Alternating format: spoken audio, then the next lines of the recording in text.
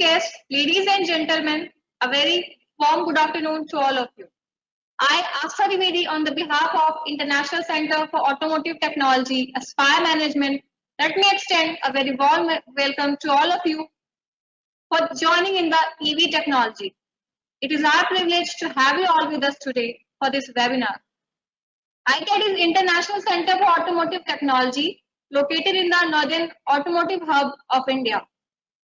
Is a leading world-class testing, certification, and R&D service provider under the aegis of NATRIP, Government of India.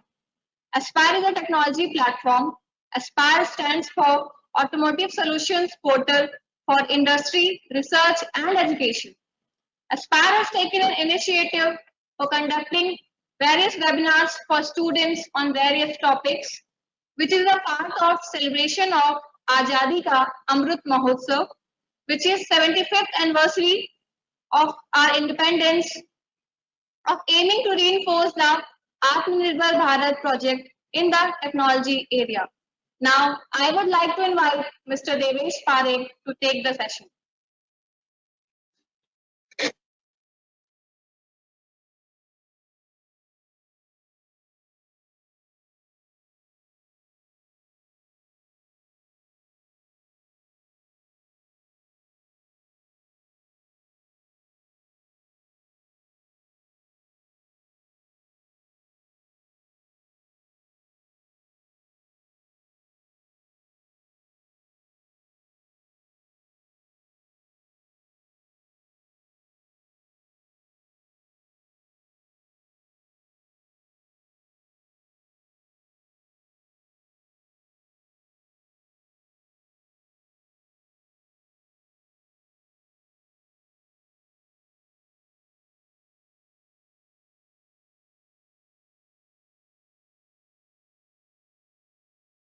Abu unmute. Okay. Good afternoon. I'm sorry for the slight hiccup. Thank you for giving me this opportunity to present on EV and battery technology today. I would just start sharing my screen. Are you able to see my screen?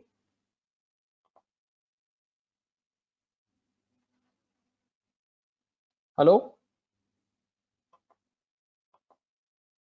Can somebody from the organizers tell me that? Yeah, okay. Thank you. Thank you, Vibhu. Okay. Good afternoon. So my name is Devesh Parekh, and I work with International Center for Automotive Technology. I'm working as a manager, and I look after the EV and HEV space at ICAT. Today's session is about the basics of electric vehicles and related technology. So let us start the session for today. Okay, so I'll start with the very basic fundamental. What is EV, right? So EV is an electric vehicle which uses one or more electric propulsion modes or traction motors for driving. It can be powered by a collector system through electricity from off-vehicle sources like pantographs, or it might have a self-contained battery, solar panel, or an electric generator to convert fuel to electricity. So this is a very general definition of EV. I am pretty sure you all must have seen trams and other small buses which have been plying for years together on electric traction motors, and they use a pantograph, the small rod-like thing that is touched with the wires on top of the tram, and that is how they get their energy from. So they're also electric vehicles, right? So there's a lot of buzz about EVs for the last 8-10 years, but they are you would be surprised to know that they are not very new, or rather it's a very, very old technology. It came into existence in mid 19th century when electricity was among the preferred method for motor vehicle propulsion, and motors were developed back then. So it's a very old technology, and if somebody is staying in Delhi for a long time, you can also see that in old Delhi there are some buses which used to be electric in 1960s, and they were being plied by BHEL. They were made by BHEL, but they did not run very successfully. The major reason was energy storage problems, because the battery technology was not as developed as it is today, and we are hoping that it gets better as the time passes, right? Uh, so what are we looking at in terms of electric vehicles? So if I have to give you a number, in 2016, as per Bloomberg, the global share of EVs was 2% of the overall vehicle population in 2016, and it is expected to grow to 22% by 2030. So you can see a phenomenal rise of approximately 11 times in 14 years that is being projected, and these numbers are very realistic, and they are being achieved year on year. So EV is a reality that we have to agree to sooner than later. Okay, now I get this question a lot on many forums, and whenever we have some discussions, that why EV. So the most convenient answer is that EVs, because they don't pollute. Now this is half truth. Okay, you cannot say that EVs don't pollute. They are completely green. I'll explain you why. The major source of electricity in our country currently is from thermal power plants, which run on fossil fuels.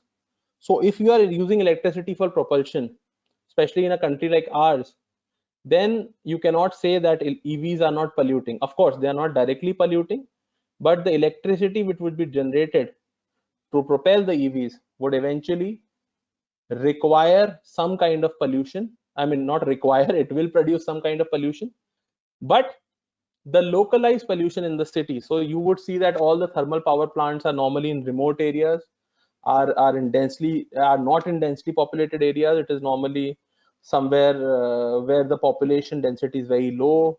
There are a lot of trees. You see such big power plants in such areas. So you can comfortably say that EVs would definitely solve our problem of localized pollution in our country. I'm talking about India specific. We'll come to the global aspect also. In India, EVs can reduce the localized pollution. So you would be surprised to know, and I don't think it's anymore a surprise, that 10 out of 14 most populated cities in the world are in India. So our cities need to breathe, and EVs can do that because they can reduce localized pollution. Now coming to the global aspect, countries like Germany, they have been able to achieve electricity production from renewable sources which can easily cater to their energy requirements. Now when you say that the electricity which is which is propelling the electric vehicle is coming from a renewable source, then you can truly say that the EVs are green vehicles and they are non-polluting. So I hope I have made myself clear on why EVs are not exactly no pollution vehicles, but they are more, there are more layers to that definition. Okay, secondly, why EVs? So now EVs, a very good inherent property or a very important inherent property of EV is that it the operating cost of an EV is much lower than what is that of even CNG vehicles. And we all know that how the prices of fuels are rising, and how our country is moving towards solar electricity generations. So these two factors together would do two things. The running cost for a conventional vehicle is going up as we talk, and the electricity production cost, especially for renewable like solar, is going down. There was a record low bidding for solar power plant last year. If I'm not wrong, the per unit cost that was quoted in the tender was approximately 1.8 rupees per kilowatt hour. So that would mean that you can run an electric vehicle for less than 50 paisa per kilometer if that electricity is being used, and if there are no other tariffs or etc. So it can go to as low as 80 paisa or 60 paisa or 70 paisa per kilometer, versus I'm talking about four wheelers, okay? So you can accordingly calculate for two wheelers and three wheelers and etc. So but on a similar conventional vehicle, it might be somewhere in the range of 3 rupees, 4 rupees, 5 rupees, depending on the kind of vehicle you operate. But a very important barrier or a very important factor that is preventing the widespread use of EVs or adoption of EV is the fact that the capital cost is much higher. So a Hyundai Kona would cost you somewhere around 27, 28 lakh rupees, if my numbers are right, even with the subsidy on registration, etc. But a bigger vehicle than that, say Hyundai Creta, top model might cost you 19 lakhs or 20 lakhs.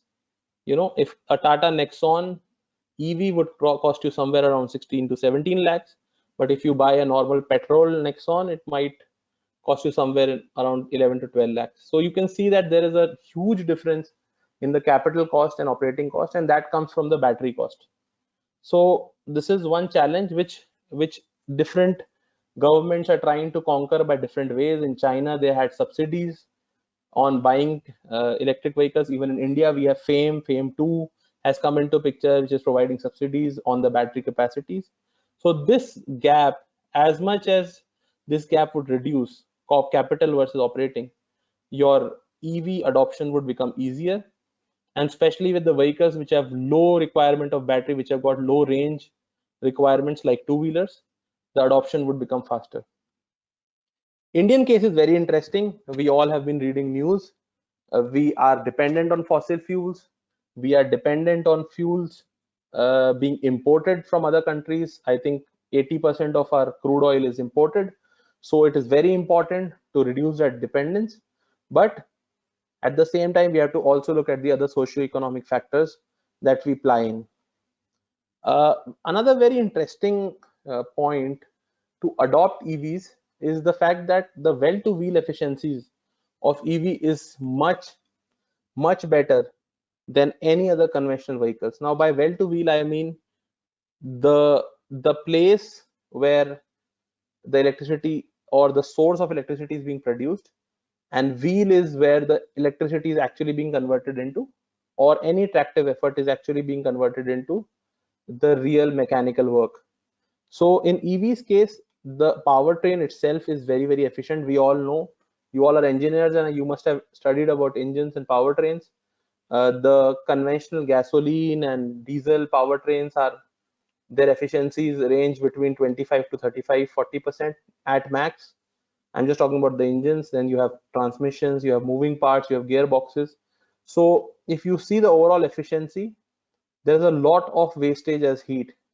But when the energy is lost as heat. But when we come to electric vehicles, it is not the case. The motors, inverters combined, we have been testing some of the motors controllers. I mean, very decently designed motors, I'm not talking about high-end technologies. Decent motors, our motor controller sets are normally 85 to 90% efficient. That means that if you put 1 unit of energy at the input, you would get 0.9 as 0.9 unit as working, as mechanical power on the other side of the motor. So which is a very good number. Secondly, the transmission, the energy which is being produced even through thermal methods with using generators, which are driven of course by steam engines or whatever it is, turbines, they also operate at a much higher efficiency levels than what our local engines do. And since it is being produced at bulk, it is much more efficient. So the energy production is also, if we talk about the complete cycle, then it is much better efficiency. So we are not losing energy as heat, and hence it is very important to look at this aspect when we talk about EVs. It has less maintenance cost. We all know that it has less moving parts, so less maintenance cost. There is a huge opportunity of transportation electrification, because it takes care of two very important things. It takes care of operating cost, because transportation vehicles have to operate larger number of kilometers. So operation cost versus capital cost, or OPEX versus CAPEX ratio, makes a lot of sense when we talk about large number of kilometers to be traveled. And hence EVs make a lot of sense when we talk about transportation, electrification, public transport, etc. It is, of course, economic and environmental. I've talked about it. I'll not touch upon it. Other potential are, we are talking about V2G, which is vehicle to grid. So there are smart grids being developed, new standards being made by power ministries, etc., to make sure that we can have two-way integration, which means that not only the vehicles can be charged using the grid, even the grid can take back energy from the vehicles when they are not in use, and this can really act as a very, very important grid balancing factor. So I am not sure how many of you know, but there are various variable loads which operate on a grid depending on the time of the day you are using it in, right?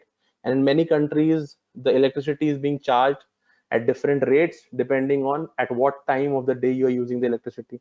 So these electric vehicles can act as a very good potential small storage devices, which can be reused to put the energy back into grid when it needs it the most, and charge them when the grid is at lower saturation, or it is at a lower load.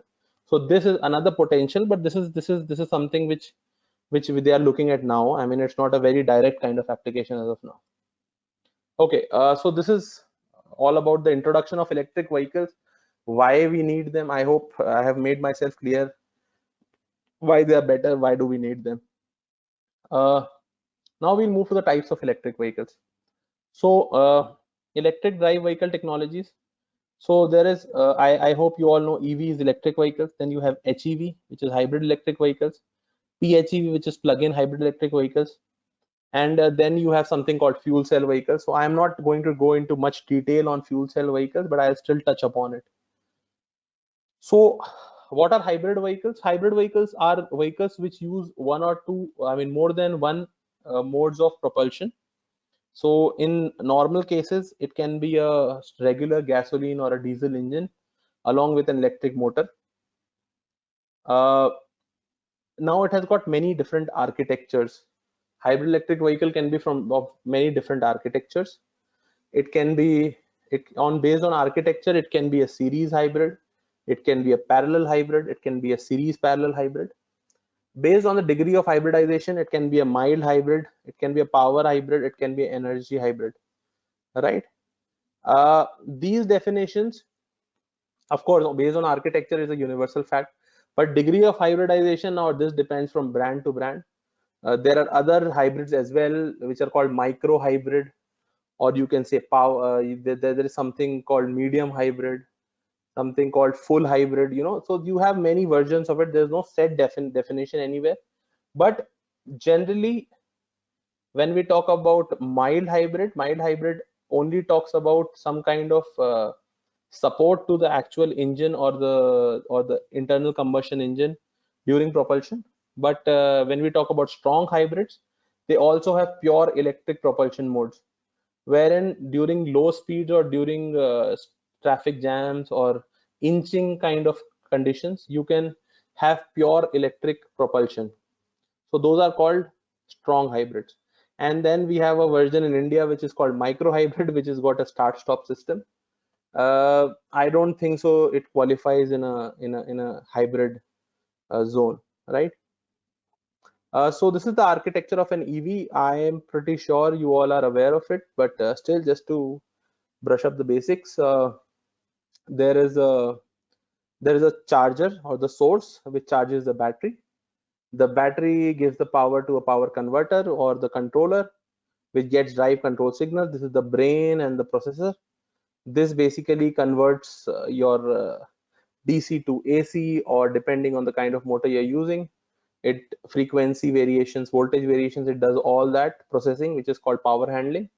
It drives the motor at various speeds. Motor is connected to a transmission or a drive shaft. It can be a hub motor, which is directly on the wheels, especially for two-wheelers and three-wheelers.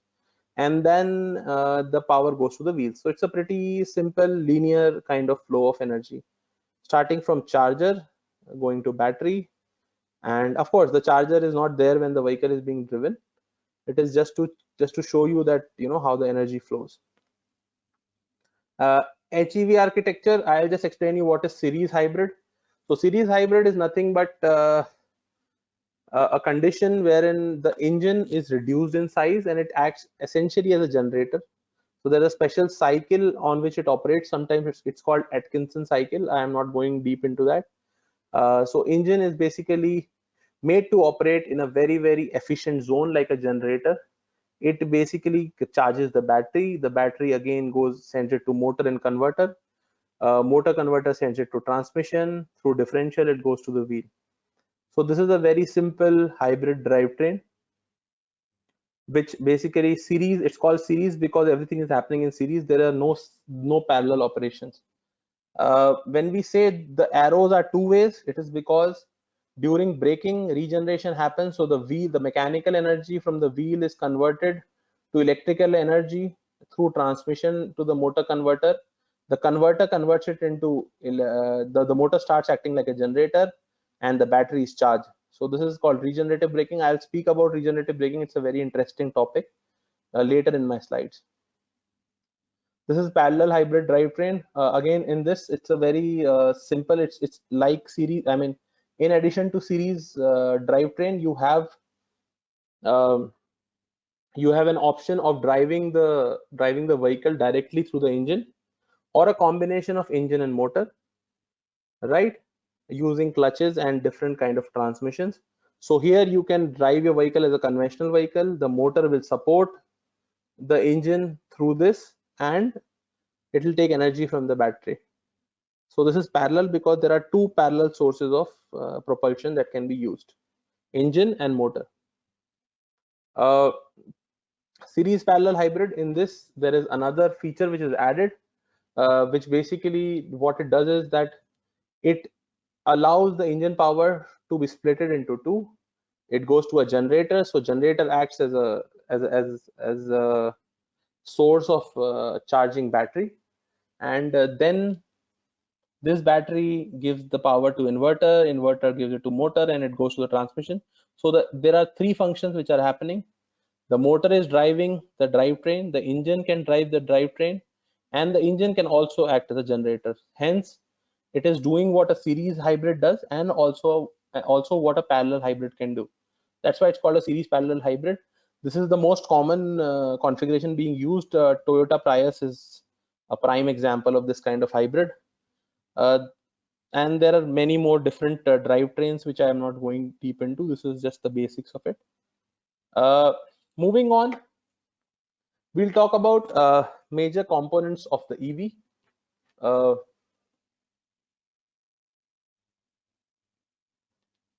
So the major components that you see in an EV are batteries, which are the most important, or the most important block of all this. Motor, generator, VCU and power electronics, controllers, connectors and wiring harness. So I'll talk about each one of them in a little bit of detail. Motor controllers.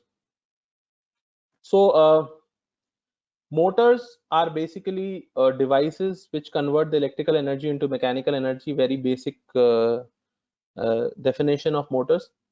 There are different types of motors based on their technology that they use. So BLDC motors, PMSM motors. BLDC is brushless DC motor. PMSM is permanent magnet synchronous motors. Then you have induction motors, the good old induction motors that we use everywhere in all our pumps and all household applications, fans, etc. This is based on the technology. There are many more. There are switch reluctance motors which are coming up now, which don't use rare earth magnets. Based on the architecture, there are two types of motors which are basically used. One is the center rotor motor, or the standard motor that you see, which has got a small shaft coming out from the center of the motor, which is center rotor. And one is outer rotor motor, which is the hub motor, which I have put here in the picture. You can see that it's basically looking like a wheel. So that's a hub motor. Here what happens is that the rotor is on the outside and the stator is basically mounted onto the vehicle chassis. This kind of motor is normally used for two-wheeler application where you need low RPM and high torque, and the wheel is of a larger size and the power requirements are not very high. These motors are typically what we are getting right now and what we are seeing in the market range from 1 to 2 kilowatts in their power, and they are directly mounted onto the wheel. I mean, they are the wheels. I mean, it is the rim of the vehicle that you see. Uh, some of the challenges that these motor face are the fact that they have to go through all the shocks, all the vibrations on the road, because they are their integrity. I mean, they are actually acting as a wheel, so they should have that kind of strength. Then ingress protection is a very important thing. Ingress protection is ingress of water or dust, which should be prevented because they are on the road, and the tires take the brunt of all that. Uh, so that is the reason why hub motors are supposed to be more sturdy than the inner rotor motors. Then the motor controllers, coming to the motor controllers, they are so this is a very generic term which we call controllers. Now, motor controllers are essentially uh, variable frequency drives or IGBT based power electronics, which converts the DC into appropriate AC or any other sine wave or trapezoidal wave at different frequency and voltage levels, and to drive the motor. So see, the standard motor that we have at home, or induction motors, or the motor of the fan, they normally have constant RPM, constant torque kind of operation. But when we talk about an electric vehicle motor, it needs to work at different torques, different RPM combinations, and hence the motors need to have a uh, specific controller which can do that for them, right? It can operate them at different ranges. So you need to have different frequencies of voltage coming in, different voltage levels. You need to have regenerative function. You need to have a communication with the motor. There has to be a feedback loop. So all these things are done by motor controller. So there can be n number of applications of the motor controller. There can be different designs. Some of the manufacturers like to keep the vehicle control unit with the motor controller, which is called the energy management system. So they have the power electronics and the energy management system sitting together as a motor controller. So all the sensors or all the sensor inputs like throttle, brake, speed, etc., are coming to the controller, and it is being processed there, and it is being executed from the power electronics. Some manufacturers like to keep the controllers as only the power electronic part, or only the part which converts the DC, chop it off, or amplify it and change it into different frequencies and feed it to the motor. So it depends on the configuration, but normally EV motors need a controller, and the most common controllers that we are seeing today are CAN based controller. CAN is basically a communication a methodology or a network which is used in the vehicles nowadays. Of course, even Ethernet is being used now, FlexRays are being used, but CAN is the most common kind of communication being used. So they are CAN based because the controllers, the motor controllers, have to communicate with different ECUs or um, different actuators in the vehicle, and hence they are normally kept CAN based so that they can take and give different signals on the CAN. For motor, normally the most important test that we do is a net power test or a peak power test that we do on dyno to understand at what RPM it is giving the peak power, what is the torque there. Then we do a continuous power test, which is called 30-minute power, which is to understand that if you have to do a S2 or a continuous duty on a motor, what is the kind of power that you would have to you can generate from it, and what is the deviation from that power because of heat, etc., that the motor would see. So normally what we see here is that the motor, when it is running at constant power, there should be no drop in power. There's a very small band which is given, a percentage band, under which the motor can vary in the power, but it should not fall below that band. That shows the quality or the design of the motor, right?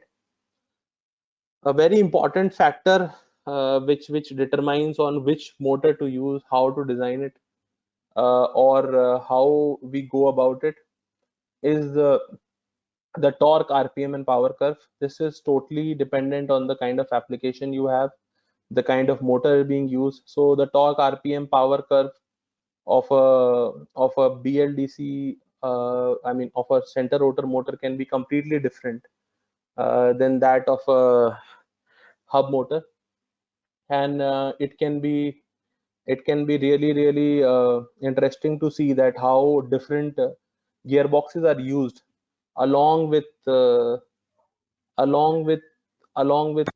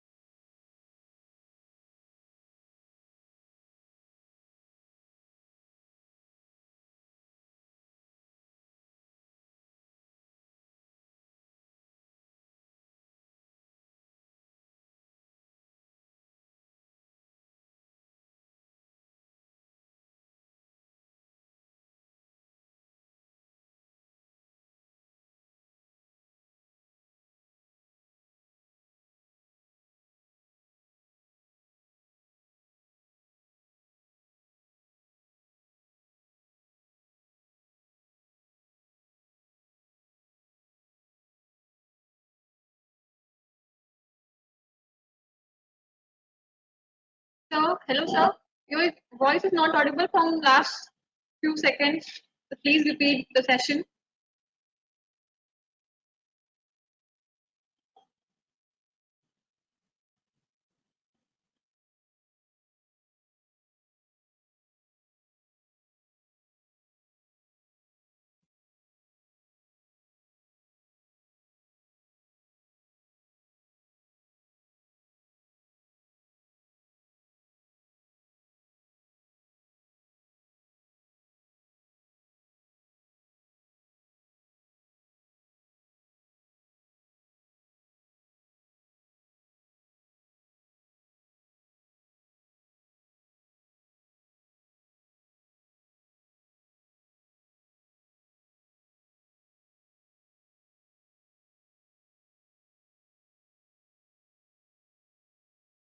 No, sir. No, sir. Hello, Yeah. So are you able to hear me now? it is audible. Yeah. So which part did you miss? I'm not sure. I mean, I was talking about regenerative braking. Did you hear the torque, RPM, power part? Hello, No, sir. your voice is not clear. My network is okay. I can see that I am. Hello. Torque, RPM, power. Can you repeat, sir? Okay, are you able to hear me now, please? Yeah. Now you're Okay. audible. I don't know what happened because my network is completely okay. I just saw the speeds. They're all fine. Now you're able to hear me, right? Hello?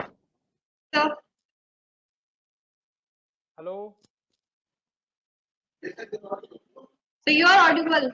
Now you can Okay. start the session, please. Okay, and are you able to see the screen?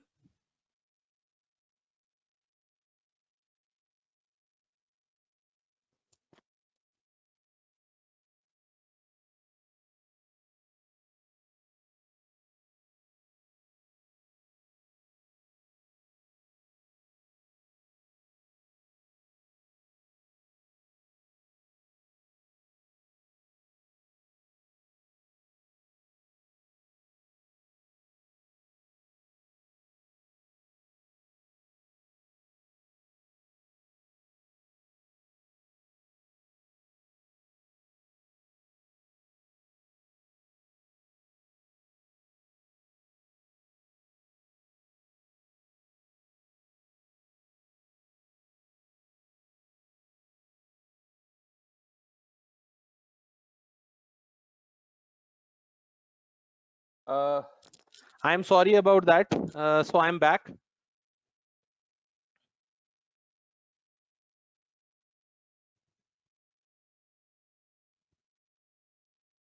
Hello. Okay. So I'll go back to torque, RPM, and power. There were some issues in between. I'm sorry about that. So torque, RPM, and power. Are you able to hear me now, Vibhu?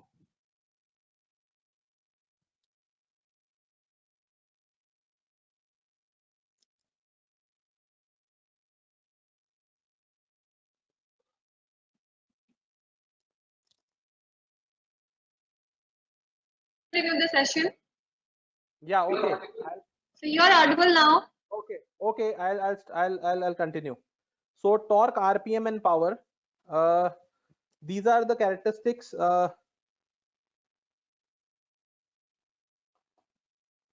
Okay. So torque, RPM, and power are the characteristics which basically defines how a motor is designed and the application for which it is designed. It's a curve. So at what RPM, what kind of torque can be achieved, what kind of power is delivered by the motor is determined during the design phase. So this is based on the number of poles that the motor has, the number of windings, the kind of magnets being used, the size of the stator, rotor. All these things have a bearing on this torque, RPM, and power curve, right? This is the design parameter which is then tested by us on the dynamometer. So this basically defines the application on which. So if you talk about a motor being used for example, it's a hub motor, then it would require low RPM, high torque kind of conditions. But in case it's a center rotor motor, then it can be a high RPM, low torque motor. The power can eventually be the same, but it can be a combination of different torques and RPM. So this curve is very important when you are trying to find out a right fit for your vehicle application or your architecture. Moving to regenerative braking.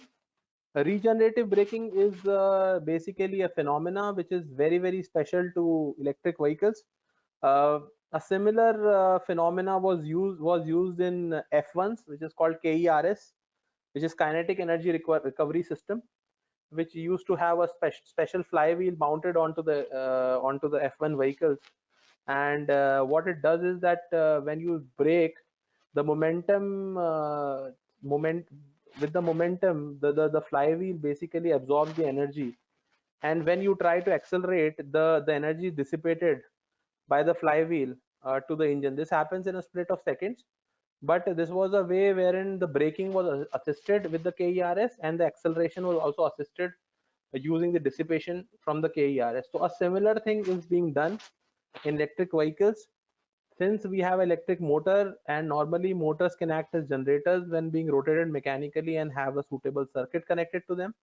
So what happens is that when in an electric vehicle, when a driver presses the brake or even lifts the foot off the accelerator pedal, the vehicle goes into regenerative mode. The controller decides that now the regenerative mode can start, and the motor starts acting like a generator. It is being rotated by the momentum of the vehicle, and the battery starts getting charged, and all this while the vehicle is braking. So because of this effect, this electricity generation, the generator loads the vehicle and it tries to stop the vehicle. So this is called regenerative braking, because eventually it causes braking. And what it prevents is that the heat, the energy that is converted into heat using the mechanical brakes, that can be converted into electricity. And that is the reason you must remember that electric vehicle, like I told you in my very first slide, that electric vehicles have a better wheel to well efficiency. This is also one of the important parameters. We did a study on a standard Indian cycles, and you would be astonished to know that we were able to improve the overall cycle efficiency by at least 10 to 15% with regeneration. So you can tap back up to, I mean, this was of course a experimental setup. In real world also, people have noticed or people have reported that close to 10% of the energy can be recuperated, can be regained using regenerative braking. So it's a very important tool for electric vehicles. Of course, there are other parts which goes into the controller, which are driver inputs like TPS, throttle position sensors, Hall effect sensor from the motor, brake switches, etc. So all these things combined basically with motor and controller creates the basic powertrain in addition to the battery. In my next slides, I'll talk about battery and battery technology. Those are little longer topics. Okay, so I'll move to the next slide. I'm sorry about this picture. I don't know, there's some issue with the picture, but this is generally, I'm just talking about the vehicle controllers. I'll just tell you that electric vehicles can have multiple controllers. One can be motor controller, then you can have a BMS, which is battery management system, which is a kind of a controller. Then you have vehicle control unit, which is the overall brain of the vehicle. So all these controllers, different controllers controlling different things, you can think of them as managers of different activities, and they all talk to each other at different levels, and they give critical inputs to each other. For example, a brake control unit will control the brakes and also tell the motor controller unit through the vehicle control unit that I am braking, so you can go into regeneration mode, right? So such communications happen in the vehicle. This we see even in the conventional vehicle, but I just wanted to touch upon this point. Okay, so now moving to cells and batteries, the most important block, or the most critical block of the EV powertrain. What is cell? I would go into the basic. Cell is a basic electrochemical unit that converts chemical energy into electrical energy and vice versa. What is battery? So battery is an assembly of cells, right? So the lead acid battery that you see at your home, on your inverters, on your vehicles. I'm not sure how many of you have seen lithium ion batteries or battery packs, but lead acid, I hope everyone, all of us have seen. And those are a combination of six. Normally, if it's a 12-volt battery, which is in your vehicle, in your car, then it's a combination of six 2-volt cells. So they are connected in series. In series, the voltage is add, and you get a battery pack or a battery, right? So that is the difference between a cell or a battery. The pencil cells that you use at home are a single unit. They're a single unit of electrochemical activity, and hence they are called cells. Okay, so I am sure that you are clear with what is cell and what is battery. What are the general specifications of battery? So most important and most common is the battery voltage rating. What is the voltage rating of a battery? So that it can be a 12-volt battery, a 8-volt battery. But when we talk about EV, an EV rather, normally we are talking about 48 volts and upwards. So either it's a 48-volt battery, or a 60-volt battery, or a 96-volt battery, and so on and so forth. It can go up to 600 volts for the larger vehicles. So voltage is very important part of the specification of a battery. I mean the complete battery pack. Current rating. So current rating is another very important factor which tells you, which when coupled with the battery voltage rating, will tell you about what is the kind of current, or what is the kind of energy that the battery holds, right? Which is the battery capacity. So normally the capacity of a battery is normally defined in AH, which is ampere hours, which means that the battery can deliver these many. For example, if a battery says, if you have inverters at home, you will find that it normally is a 120 ampere hour battery in inverters. Or if you see a e-rickshaw with a lithium ion battery, it has a 50 Ah capacity battery. What it essentially means is that battery can deliver 50 amperes for 1 hour, or 25 amperes for 2 hours, or 10 amperes for 5 hours, right?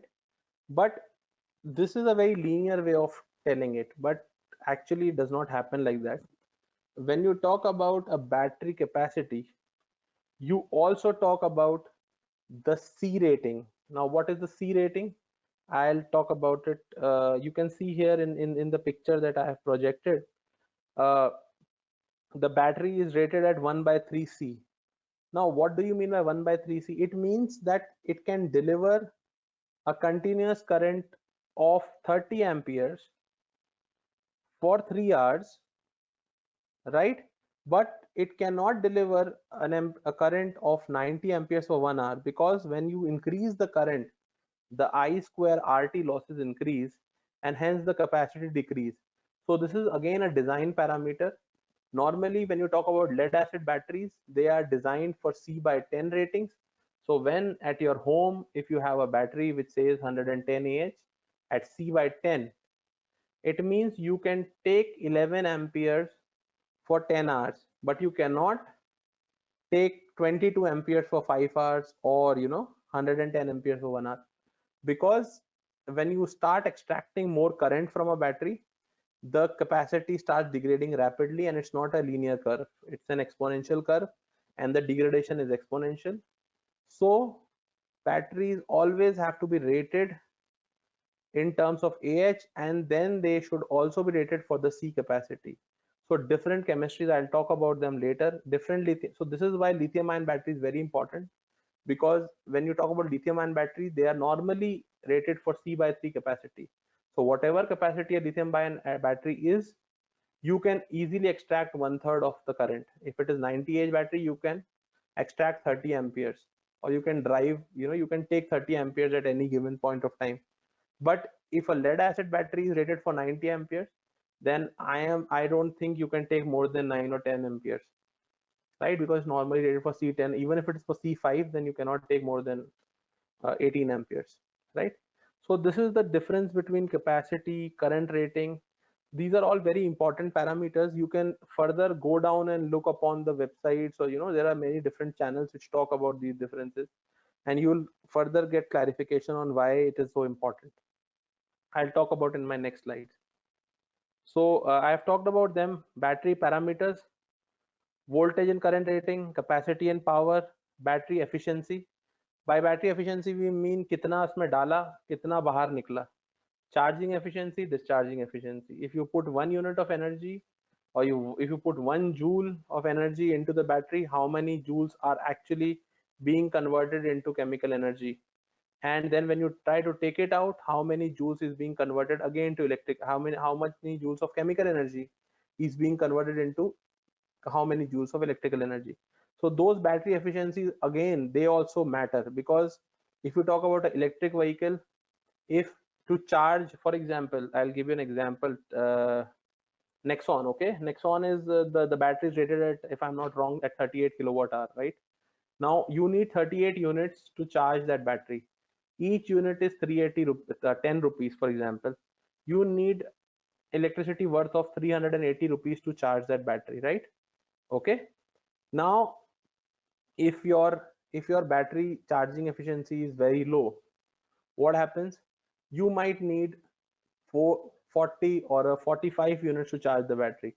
So all the other part of it, so you might end up spending 450 rupees to charge a Nexon EV, but in principle only 380 rupees worth of energy, or 38 kilowatt hour energy, is going into the battery.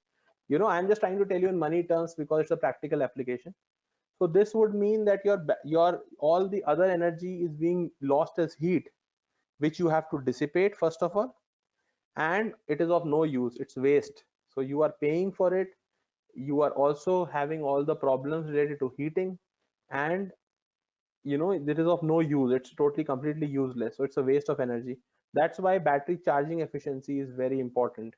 So this would depend on chemistry, this would depend on other parameters, this would depend on the construction of the battery. So that is one thing. Now discharging efficiency is again reverse of this. So by when the discharging efficiency is the reverse of it, what it means is that when you are trying to discharge, again, if you have 38 kilowatt hour in your battery, you might be able to use 30 kilowatt hour. So you might say that my range is 300 kilometers, but the battery might dry up in 220 kilometers.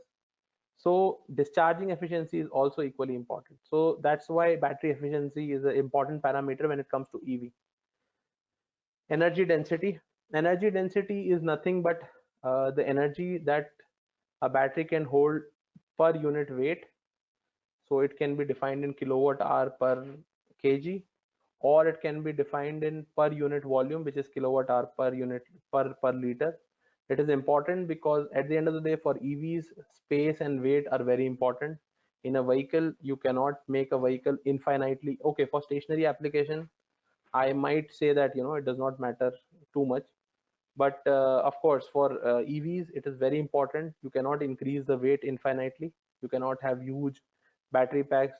इतनी battery नहीं डाल सकते कि लोगों के बैठने की जगह नहीं रहे, या उतना वेट नहीं रहे कि गाड़ी ले ना पाए, आपको बड़ी गाड़ी बनानी पड़े. सिमिलरली उतना वॉल्यूम भी नहीं भर सकते कि 5 लोगों के बैठने की जगह और 4 लोगों की जगह पे बैटरी डाली हुई सिर्फ ड्राइवर चल रहा है. That is not possible. So hence energy density both in terms of weight and volume is important. SOC and SOH, state of charge, state of health, I'll talk about it. Depth of discharge, operating temperature, lifetime, we'll talk about all this. Voltage and current के बारे में मैंने आपको already बता दिया है. तो voltage current के बहुत सारे पैरामीटर होते हैं, मैं बहुत ज्यादा उसमें डिटेल में जाना नहीं चाह रहा हूँ, मैं आपको बेसिक्स बताना चाह रहा हूँ. नॉमिनल वोल्टेज होता है जो बैटरी का जो नॉमिनल वोल्टेज जिसे कहते हैं the scientific electrochemical potential, right. Then cell over voltage होता है कि सेल की एक लिमिट होती है ओवर वोल्टेज और अंडर वोल्टेज की. अगर 3.7 वोल्ट का सेल है तो it can be charge up to 4.1 volt for example, and it can be discharge up to 3.2 volt. तो वो सेल अंडर वोल्टेज होता है. तो वो ये टर्मिनोलॉजीज आप देख लीजिए, ये काम आती हैं, मतलब just to know, it's like a bibliography for you. End of life voltage वो होता है कि जब सेल को आपने बहुत सारी साइकिल्स यूज कर लिया है और उसके बाद उसकी कुछ वोल्टेज रह जाती है which is normally below the under voltage level, जब आपका सेल कोई काम का नहीं रहता, that is and of life voltage. Nominal current is again जो डिफाइंड करंट होता है, जो सी रेटिंग जिस पे डिफाइंड होती है. आपकी सी रेट मैं आपको ऑलरेडी बता चुका हूँ काफी डिटेल में, so I don't think I need to repeat that. Capacity क्या होती है? Current into time, ampere hour. So total number of total charge, इसकी definition if you want I can read it out for you. Total charge, number of electrons which can be delivered by a cell or battery under specified conditions. मैं आपको बता चुका हूँ AH क्या होता है, 90 AH का क्या मतलब है, 100 AH का क्या मतलब है. पावर क्या होती है? Power is basically current into voltage. So when we talk about the energy, we have to multiply the nominal voltage with the capacity.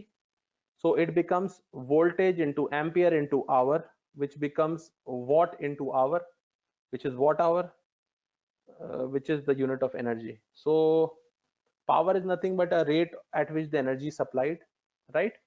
Energy density मैंने आपको बता दिया था, watt hour per kg में होती है. Now you can see here, आप ये चार्ट अगर देख पा रहे हैं तो इसमें आप देखेंगे कि क्यों लिथियम आयन जरूरी है, क्यों लेड एसिड बैटरीज हम यूज नहीं कर सकते और क्यों हम और नई केमिस्ट्रीज की जरूरत है. Because when you see here you will see that a typical lead acid battery, ये काफी पुराना ग्राफ है, बस just to give you an idea. The numbers can vary little bit. I don't claim any accuracy of 100% on this. This can vary by 5 or 10%. But just to give you an idea, a lead acid battery normally has a energy density of 40 watt hour per kg. watt hour आपको पता चल गया, I hope. Energy की unit मैंने अभी बताया, voltage into current into, मतलब voltage into ampere are is watt hour. तो lead acid normally per kg आप करीब 40 वॉट आवर कैरी कर सकते हैं लेड एसिड बैटरी में. और वहीं अगर आप cobalt based lithium ion battery की बात करेंगे तो it can go up to 160 watt hour per kg, even अब तो 250-300 वॉट आवर पर केजी की भी बात हो रही है. चलिए अगर हम 160 का भी लेते हैं तो what it means is that you have to, for the same amount of energy you would have to carry 1/4 of the weight. अगर आपको 400 किलो लिथियम, अगर आपको एक्स एनर्जी चाहिए, for example if you want 160 watt hour of energy, then you would need to carry 4 kgs of lithium ion battery compared to 1 kg of lead acid battery compared to 1 kg of cobalt lithium ion. यही आप multiply कीजिए काफी ज्यादा, क्योंकि normally अगर हम बात कर रहे हैं, मैंने अभी एग्जांपल दिया नेक्सॉन का, it is got a 38 kilowatt hour, right. तो अब आप खुद मल्टीप्लाई कर लीजिए और आप डिफरेंस देख पाएंगे कितने 100 किलो का फर्क पड़ जाएगा, राइट, 4 गुना का. तो अगर हम 400 किलो बैटरी वेट की बात कर रहे हैं या 300 किलो या 200 किलो बैटरी वेट की बात कर रहे हैं गाड़ी में, अगर आप लेड एसिड से वो करना चाहेंगे तो आपको शायद 800 किलो वेट कैरी करना पड़ेगा. So this is why energy density is very very important. I hope I'm clear. SOC and SOH, state of charge SOC आपने बहुत बार सुनी होगी, हमें सबको पता है एसओसी क्या होता है। आपके मोबाइल फोन्स में होती है एसओसी, आपकी बैटरी में कितना चार्ज बचा हुआ है, वेदर इट इज 80%, 90%, 100%। जब चार्ज पे लगा के आप सुबह सुबह देखते हैं तो 100% दिखता है, फिर व्हाट्सएप किया थोड़ी देर, 15-20 मिनट, आधा घंटा, तो 96% हो गया। शाम तक आते आते चार्ज नहीं कर पाए तो 10%, 15%, फिर हम चार्जर के लिए भागते हैं। तो that is SOC, right, state of charge. State of health is another thing. Normally state of health display नहीं होता है, आपने कहीं भी डिस्प्ले होते हुए नहीं देखा होगा, बिकॉज स्टेट ऑफ हेल्थ क्या होता है कि स्टेट ऑफ हेल्थ बैटरी की एजिंग को डिफाइन करता है, right. It does not tell you कि अभी स्टेट ऑफ चार्ज क्या है। जब आपने देखा होगा बहुत सारी बार ऐसा होता है जब मोबाइल हमारे पुराने हो जाते हैं, मैं मोबाइल का एग्जांपल बार बार इसलिए दे रहा हूँ बिकॉज मोबाइल सब यूज करते हैं, इलेक्ट्रिक व्हीकल शायद सबने यूज ना किया हो। तो जब हम मोबाइल यूज करते हैं तो हम देखते हैं कुछ सालों के बाद ऐसा होता है कि बैटरी 50% पे है, सडनली 20% पे आ गई, 10% पे आ गई, you see such things, suddenly बंद हो गया फोन, बैटरी अजीब इरेटिक तरीके से बिहेव करने लग जाती है। That is because state of health is not good, the battery has lived it's life, right. What happens is कि अगर आपकी बैटरी को x वॉट आवर लेना था as energy, what happens is कि जब बैटरी की स्टेट ऑफ हेल्थ गिरती जाती है तो वो x भी गिरता जाता है, जो उसकी कैपेसिटी है वो कम होती जाती है। आप चार्ज करेंगे, वो एल्गोरिदम आपको, अब तो काफी एडवांस एल्गोरिदम आ गए तो दे चेंज फॉर दैट, बट आप चार्ज करेंगे आपको लगेगा पूरा चार्ज हो गया, बट एक्चुअल में आपकी कैपेसिटी गिर चुकी है बिकॉज बैटरी परमानेंटली डैमेज हो चुकी है। जो जो केमिकल रिएक्शन होता है वो फुल्ली इरिवर्सिबल नहीं होता है, right? Not all the ions are again being converted into salts, not all the salts are again going and attaching themselves to cathodes and anodes, not all the ions are coming back to the electrolyte. तो क्या होता है eventually, धीरे धीरे करते करते, जैसे इंसान बूढ़े होते हैं वैसे वैसे करते करते बैटरी भी बूढ़ी हो जाती है, charge discharge number of cycles के बाद। तो जब उसकी अभी करंट कैपेसिटी है, दैट डिवाइडेड बाय जो उसकी ओरिजिनल कैपेसिटी थी, that gives you the state of health. Normally automotive में, ईवीज में, अगर आपकी स्टेट ऑफ हेल्थ बैटरी की 80% या उससे नीचे चली गई है, then it is set to be dead, it can not be use for EV application. उसके पीछे काफी सारे रीजंस हैं। एक तो रेंज बहुत कम हो जाती है, काफी सारे फंक्शंस जो चलते हैं बैटरी से वो काफी हैम्पर हो सकते हैं। जो वोल्टेज लेवल से, नॉमिनल वोल्टेज लेवल से जिसपे पूरा सिस्टम चल रहा है, वो कम हो जाते हैं because of SOH, state of health खराब होने से। तो इन सब रीजंस की वजह से जो ग्लोबल इंडस्ट्री स्टैंडर्ड है वो है 80% का, जो वारंटीज भी देती हैं बड़ी बड़ी कंपनीज बैटरीज पे, दे गिव फॉर 80%। जो हम लोग भी टेस्ट करते हैं वो डेप्थ ऑफ डिस्चार्ज होती है जो 80% होता है लाइफ। 80% के बाद उन्हें नॉर्मली स्टेशनरी एप्लीकेशन में, जैसे सोलर इन्वर्टर, सोलर प्लांट्स के साथ, अपना जो टावर्स होते हैं मोबाइल टावर्स में, वहां पर उन्हें बैकअप के लिए, इन सब के लिए यूज किया जा सकता है बिकॉज वहां इतना डायनेमिक सिचुएशन नहीं है। बट ऑटोमोटिव में below 80 is not use normally. Okay, depth of discharge is opposite of SOC. अगर एसओसी 100 है तो डेप्थ ऑफ डिस्चार्ज 0 है, और अगर एसओसी 0 है तो डेप्थ ऑफ डिस्चार्ज 100 है। It is 1 by SOC, right. So it is very straightforward. मैंने इसलिए ये टर्मिनोलॉजी आपको बताई है बिकॉज आपको कई बार आप जब पढ़ेंगे या ईवीज के फील्ड में वर्क करेंगे, you will come to, people will tell you कि मुझे 80% डेप्थ ऑफ डिस्चार्ज तक आप डिस्चार्ज करिए बैटरी को। तो यू शुड नो कि आपको एसओसी 20% रखना है। You have to, it's rather 1 minus, not 1 by, it's 1 minus SOC, right? Thank you. Okay, coming to the operating temperatures. Temperature is a very important factor. जो BMS होता है, battery management system जो होता है, वो temperature operating temperature जो battery pack का है या सेल का है, वो बहुत इंपॉर्टेंट है। नॉर्मली केमिस्ट्री वाइज ये डिफाइन होता है, इसलिए इसको बहुत ज्यादा डिजाइन लेवल पे you can not do much about it. Of course on the chemistry level you can do something about it.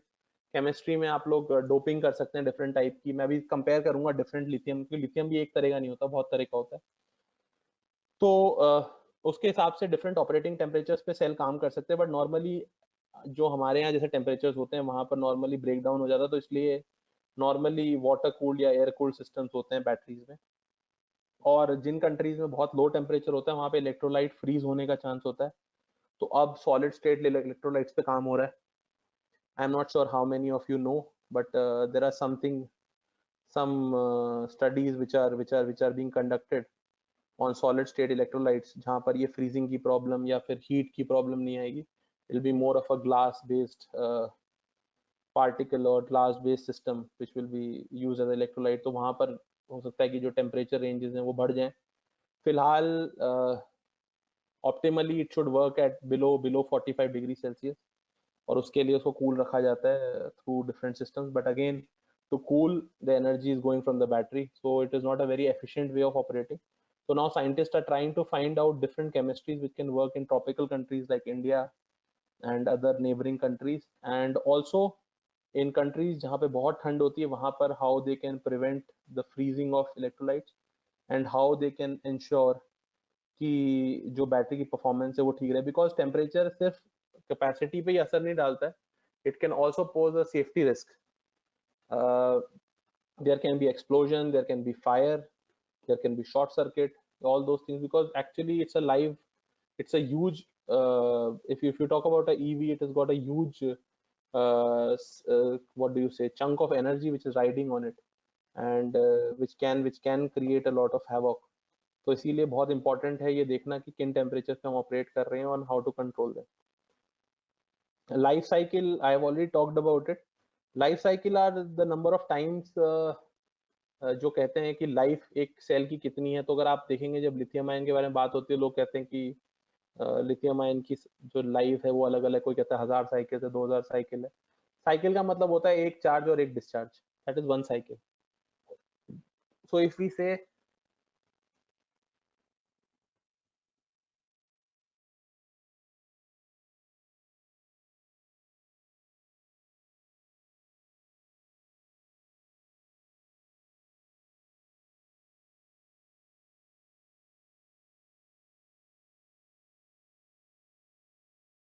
okay, I'm sorry. So life cycle is basically one charge and one discharge cycle, right? So if we talk about a lithium ion battery, then it can vary. The life cycle can vary from 1000 to 2000 cycles. And if we talk about lead acid battery, then normally it is 100 to 200 cycles. So now, again, if you use a lead acid battery in a vehicle, you must have heard that e-rickshaws that use lead acid batteries, I'm not sure how many of you are aware, but their batteries go dry in less than 2 months, 3 months, right? But if they use lithium ion batteries, that works for a good 1.5 years, 1.5 years. Of course, this is all subject to the chemistry they are using, the kind of quality of battery they are using, the temperatures they are operating in, the kind of load they are carrying, the battery capacity, the C ratings. All that has a bearing on the life. But life is very important because it tells you how many times you have to replace it, right? So if for example you charge it for once in a day and discharge it once in a day, of 1,000 cycle would mean approximately 3 years, right? Whereas a 2,000 cycles would mean you can run that battery for 6 years. So you can see that since the major cost is the battery cost, life cycle, the number of life cycles is very, very important, right? Moving ahead. So I've already talked about all these points. Why lithium ion batteries? Of course, they have higher energy density. They have longer cycle life. They can discharge deep. They can go deep discharge. They're highly efficient in storing and returning energy. I gave you the Nexon example. They can be charged fast. Okay, we did not talk about fast charging. Since they have a better C rating, C rating is for both discharge and charge. So it can also be charged fast. So that means you can charge it at lower time, right? And you can see in mobile phones that technology has already come, when you have a rap charging, ultra fast charging, all sorts of charging, super fast charging, which can charge in 10 minutes, 20 minutes. So that is because the chemistry allows that kind of charging without affecting the life of the battery. So it is very important for EVs as well, because if you have a stop at a charging point, it is equivalent to a stop at a petrol junction.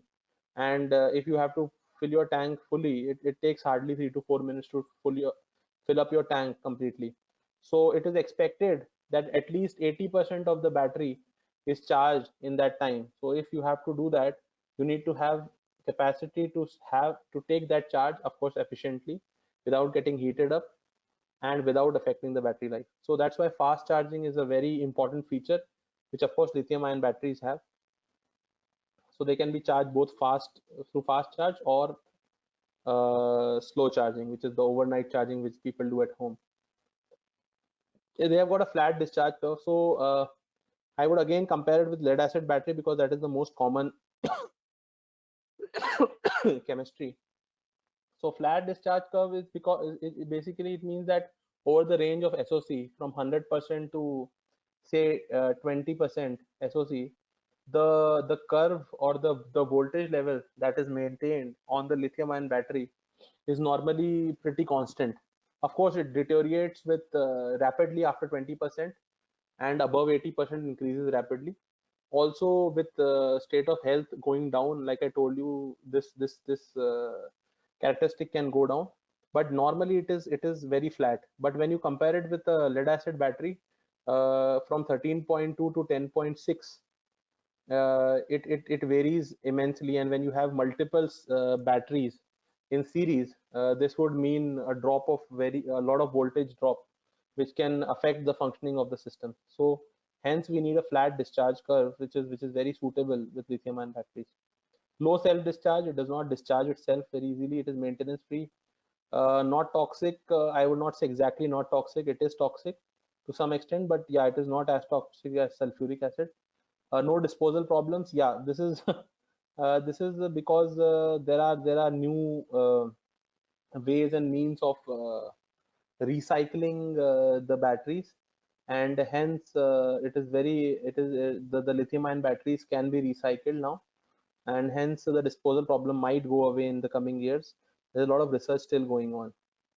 So you can see here a spider chart of all the different parameters that I've talked about, of different lithium ion chemistry. So in lithium ion, again, there are multiple chemistries. There is a LCO, lithium cobalt oxide. Then there is NMC, which is manganese, nickel, manganese, cobalt. Then you have lithium manganese oxide spinel, LMO.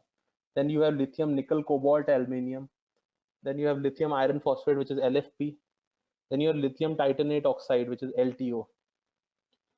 So the six parameters on which they have been compared are cost, specific energy, specific power, safety, performance, lifespan. Now you will see some of the batteries are very good at cost, like NMC is good in cost, but then safety is compromised, right? If you talk about LTO, it is very good in performance in life, but then it is very costly. So there are different types of LFP. LFP, the safety and life and cost are good, but the performance is not up to the mark. The specific energy is less. So there is a trade-off between any of these three things. But now scientists are working on chemistries, like Tesla has a patented technology with Panasonic, which they don't reveal. But I think they have been able to crack a lot of it, and there are a lot of researches going on. So this is still a evolving phase, and there'll be new chemistries. And in fact, beyond lithium, now people are talking about aluminum air, sodium air batteries, carbon graphene batteries. So there are a lot of new chemistries coming up. A lot of research is going on, and I believe that all these shortcomings of lithium ion batteries would be addressed by these new chemistries. So lithium cells normally are of three types. I have just put in the photographs for you to see. The first one, the green one, is the prismatic cell, which is used normally for a larger application. Then you have cylindrical cells, that the cells which we normally see even in the pencil shape, the pencil shape cells that we get, AA and AAA. But these are of course different in dimensions. The shape is same. Then you have pouch cells, which are normally used in mobile phones, and even for EV applications, they are now getting very popular because they're easy to make, and they expand and contract on charge and discharge easily without causing any stress on the cathode and anode. Okay, so now I'll move to the charging part. So battery is done with it here, and let us now move to charging stations. Majorly in a EV, there are two types of charging. One is the AC normal charging, which is the overnight charging, in which there's an onboard charger in the vehicle. You plug it into your 230-volt socket, and the vehicle is good to go. The other one is the DC fast charging, which is normally commercial and public charging. It has got various different protocols that are required. So it directly supplies the DC. Of course, there's a handshake with the BMS for the battery with the charger on different protocols. And this allows the voltage to be set depending on what the battery is, what is the chemistry, what is the maximum current it allows, and then the charging is done. So the one on the left, which is the AC normal charging, is normally used in residentials, and the one on the right, the DC fast charging, is normally used on commercial and public charging.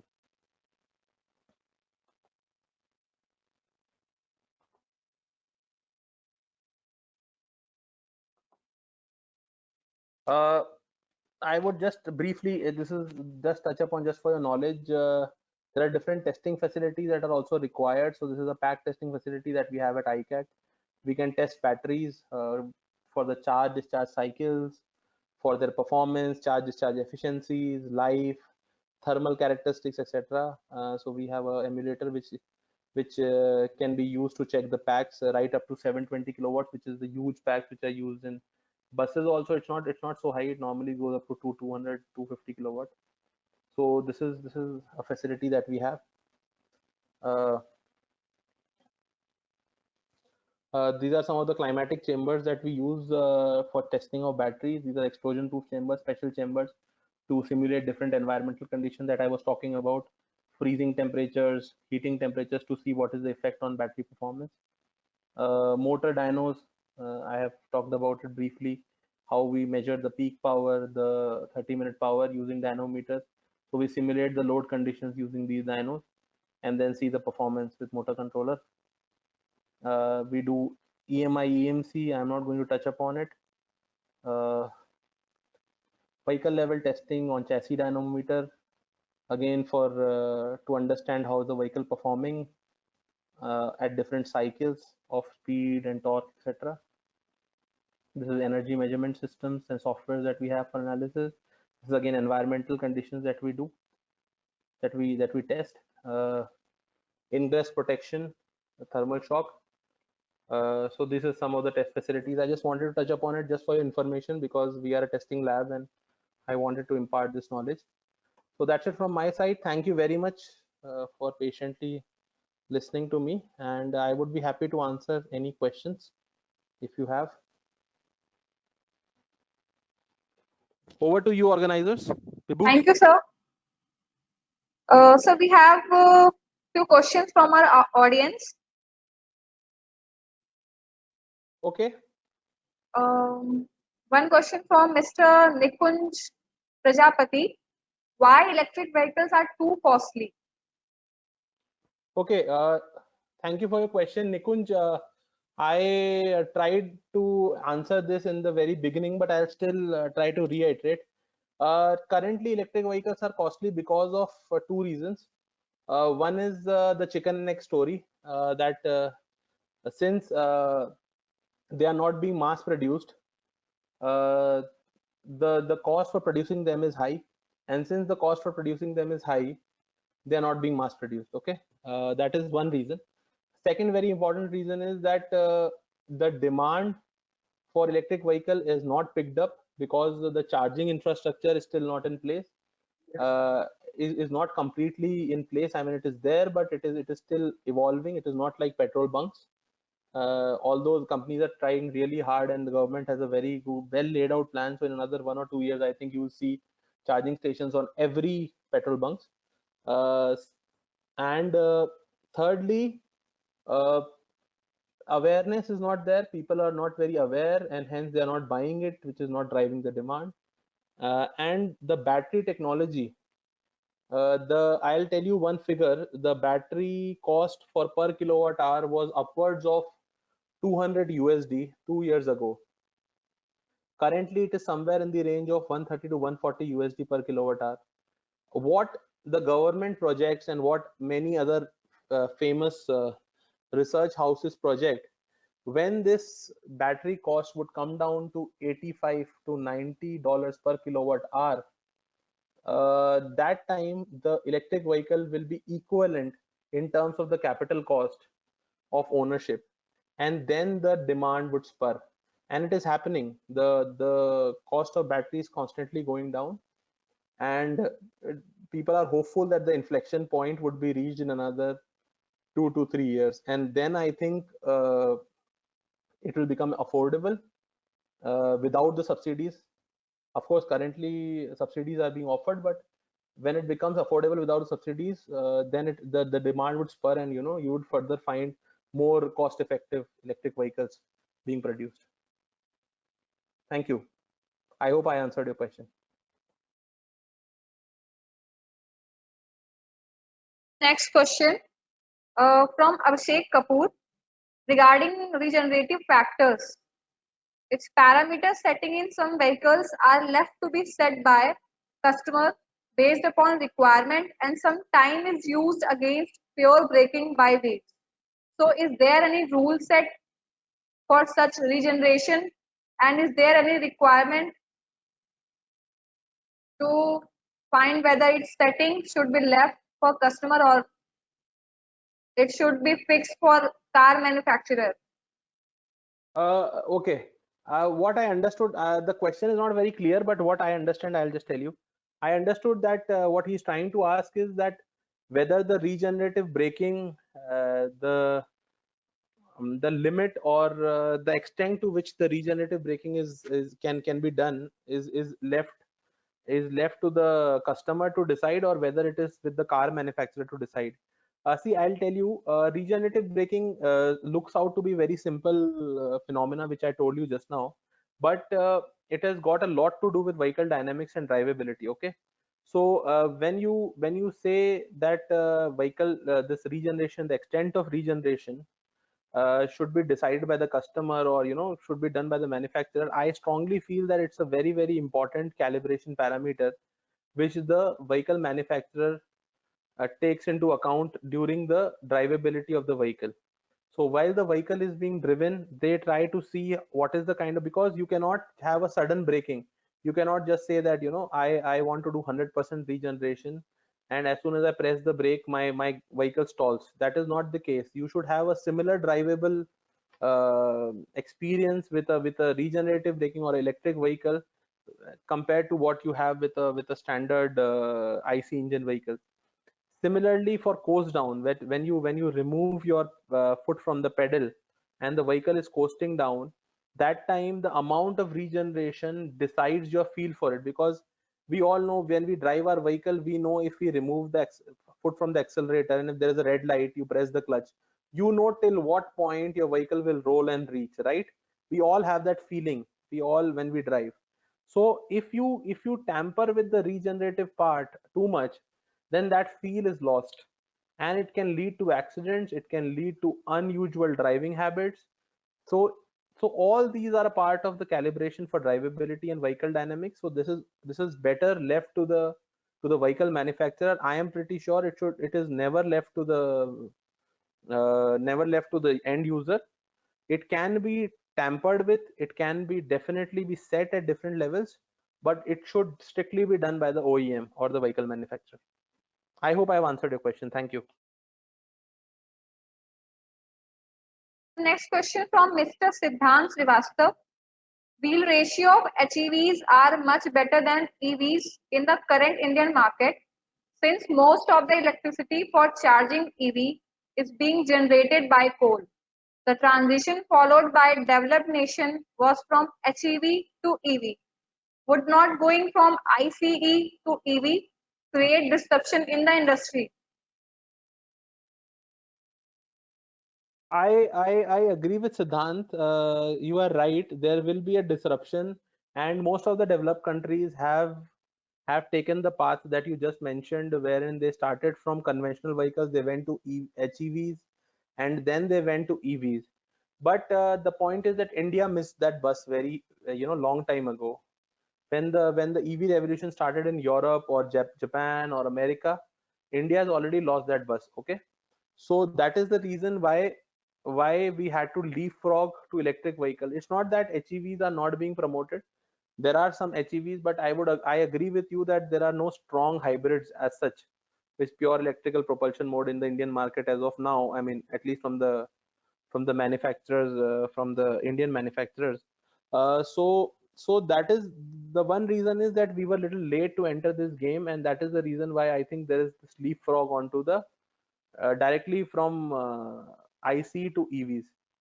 Secondly, your comment on the coal product, electricity production from coal, I agree, but under the Go Green initiative of the Ministry of Power, on which is led by BEE, what they are doing is they are trying to make two ends meet. They are trying to make the electricity green. At the same time, they are trying to make the vehicles electric. So with this solar revolution that is coming in India, with the kind of solar capacity that we are building and other renewable, of course, I think in coming years it would make sense to have EVs, and because the dependence on coal would reduce. But currently, yes, you are right. I clearly mentioned this initially in my presentation also, that we cannot say that electric vehicles are completely green in our country, at least, but I think we are well on our way to achieve that. Thank you. The next question from Annabelle Mathy. How cost of battery varies with energy density? uh Sorry, who asked this question? I'm sorry. Mr. Mathi, right? Hello? So, Yeah, okay. Energy density is normally a function of the chemistry that you're using. So I cannot put a number to it, but yes, if logically speaking, if a chemistry has got better energy density and all the other parameters are kept constant, then it would be costlier than the chemistry that has lower energy density. Like for example, you see LTO, it has got a very good energy density, uh, but the cost is very high. Similarly, there's another contradiction wherein LFP and NMC, if I am right, from my study, NMC has got a better energy density than LFP in terms of watt hour per kg and watt hour per liter. But in terms of safety, LFP is much better. And in terms of cost, I think both are equivalent. In fact, NMC is a little cheaper. But just because of the safety reason, normally LFP is used for buses or cars. I mean vehicles above the two-wheeler, three-wheeler category. So it is a very complex relation. If we have to say that what is the cost of having a better energy density, because energy density alone cannot be a deciding factor. It should have all the other 6 parameters that I showed you in the spider chart. I can go back to it if you want. So just a moment.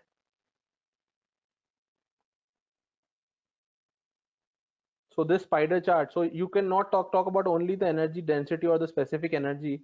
You have to talk about cost, life, performance, safety. All these things have to be talked about in tandem.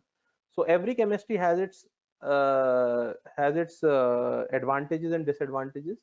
But now the scientists are trying to have a chemistry which is the hero, which has got all the things in place, and is of course cheap.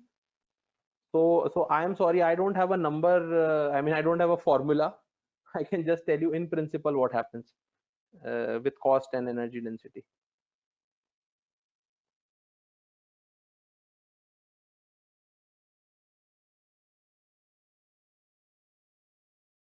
Thank you. from Mr. Satish Olatil. What is the job opportunities in EV going forward for mechanic engineers?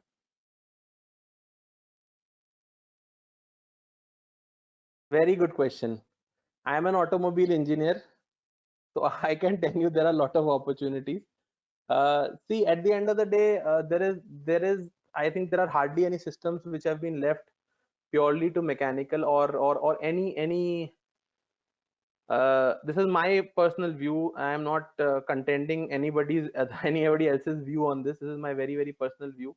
I feel that multidisciplinary engineering or engineering with know-how of all the other discipline is the key, especially for EVs, because it requires you to know electrical, it requires you to know electronics, it requires you to know mechanical, vehicle dynamics, automotives, system engineering, coding, computer science.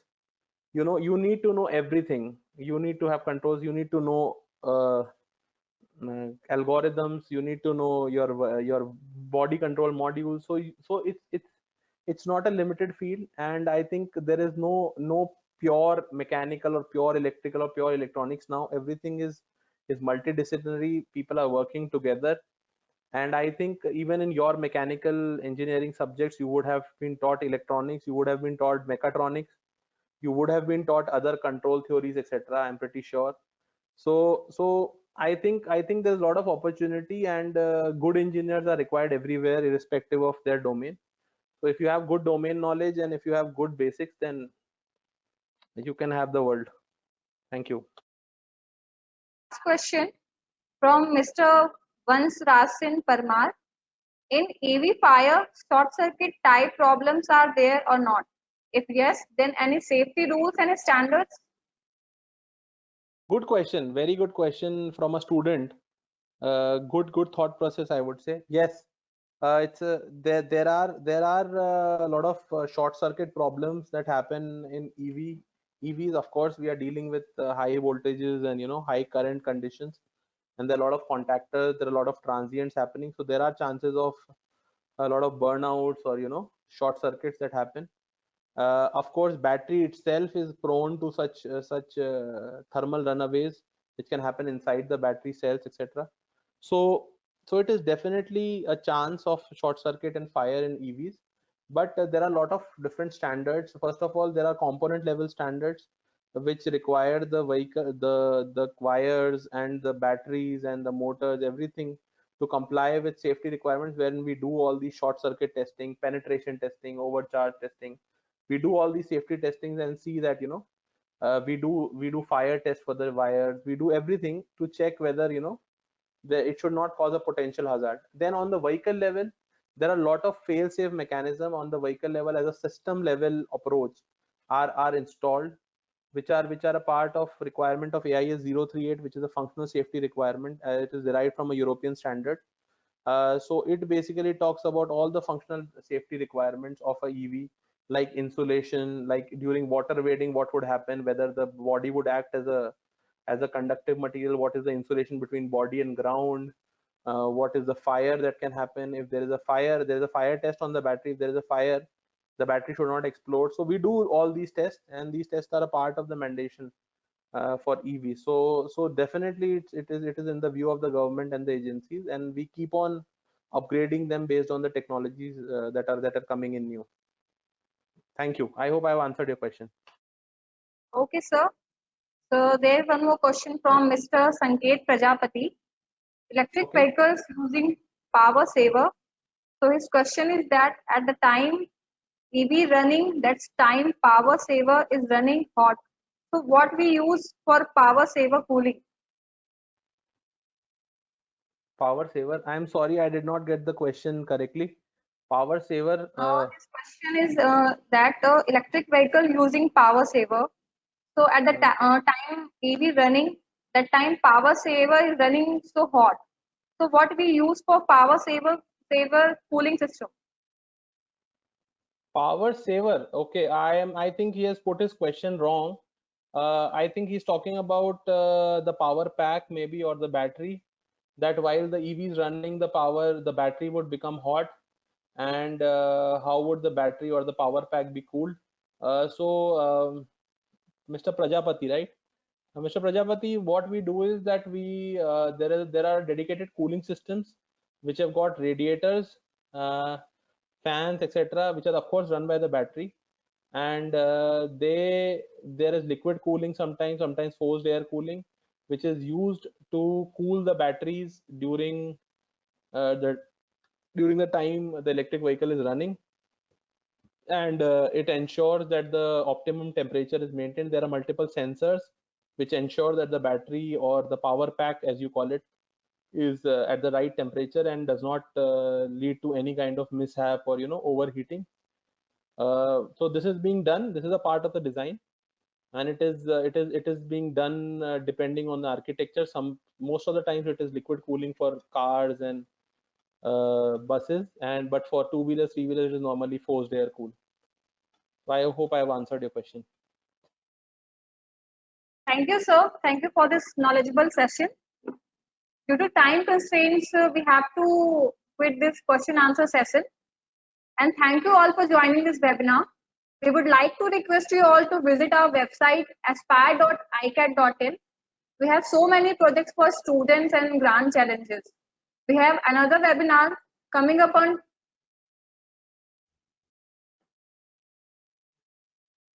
every webinar related with the various topics. You can find the registration links also in our websites. You may go through that website. Stay healthy and stay safe. Thank you. Thank you. Bye bye. Take care.